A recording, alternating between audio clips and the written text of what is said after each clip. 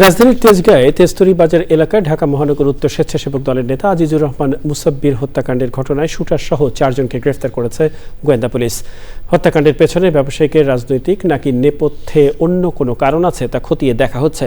দক্ষিণ বনশ্রীতে স্কুল পড়ুয়া শিক্ষার্থী হত্যাকাণ্ডে হোটেল কর্মচারীকে সন্দেহভাজন সহ অজ্ঞাতদের বিরুদ্ধে মামলা হয়েছে, জানাচ্ছেন শাকির আদনান।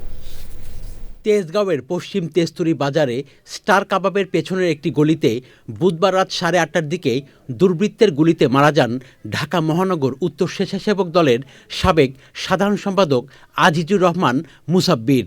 আশপাশের সিসিটিভি ফুটেজ দেখে অপরাধীদের গ্রেপ্তারে মাঠে নামে গোয়েন্দারা। সংবাদ সম্মেলনে গোয়েন্দা পুলিশ জানিয়েছে, ওই ঘটনায় শুটার জিন্নাত, মূল সমন্বয়কারী বিল্লাল, আত্মগোপনের সহায়তাকারী আব্দুল কাদির এবং ঘটনাস্থল রেকি করা রিয়াজকে দেশের বিভিন্ন স্থানে অভিযান চালিয়ে গ্রেপ্তার করা হয়েছে। গোয়েন্দা কর্মকর্তারা জানান, পলাতক আরেক শুটার রহিমকে গ্রেপ্তারের চেষ্টা চলছে।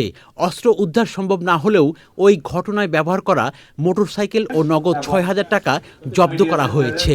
আমরা প্রাথমিকভাবে নিশ্চিত হয়েছি কারা করেছে এবং যে আসামিগুলোকে ধরেছে তারা প্রাথমিকভাবে স্বীকার করেছে। এখন তো তদন্তে আমরা আরও ডিপে যাব এর সঙ্গে নেপথ্যে কারা যদি কেউ জড়িত থাকে, অন্য কোনো দ্বন্দ্ব আছে কিনা সেগুলো আমরা খতিয়ে দেখব। শনিবার দুপুরে রাজধানীর দক্ষিণ বনশ্রী এলাকার বাসায় 10ম শ্রেণীর শিক্ষার্থী ফাতেমা আক্তার নীলি হত্যাকাণ্ডে তাদের খাবার হোটেলের কর্মচারী মিলনকে সন্দেহভাজন সহ অজ্ঞাতদের নামে খিলগাঁও থানায় মামলা করেছে নিহতের পরিবার।